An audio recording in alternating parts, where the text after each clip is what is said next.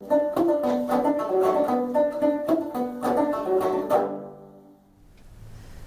are standing here in front of the historic Tredegar Iron Works. Tredegar Iron Works in Richmond, Virginia was the largest iron works in the entire Confederacy, producing over half of the Confederacy's cannon.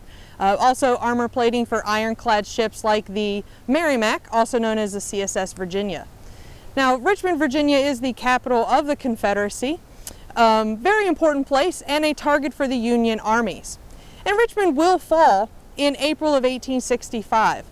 The Confederate Army has been holding out in a siege against the Union in Petersburg, Virginia. Once that siege breaks at the Battle of Five Forks, General Lee realizes he can no longer hold Richmond, Virginia. He's going to have to pull his forces out. So he pulls his forces out of Petersburg and he pulls his forces out of Richmond. As he leaves, the soldiers will actually start to set things on fire. It is military protocol that if you do not want the enemy to get your supplies, you burn them. So they will target key warehouses, setting those supplies on fire. Unfortunately, the fire does get out of hand, burning a good portion of the business district here in Richmond, Virginia.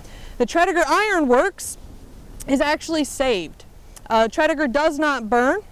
We're not entirely sure why it doesn't burn, but there is supposedly a story that the workers armed themselves and would not let them in to set the fire here. But we're not entirely sure why Tredegar doesn't burn, even though right next to it the Confederate arsenal explodes. The next morning, Union forces out of Fort Harrison will come into the city, and they will very quickly start to put out the fires, trying to save the city of Richmond.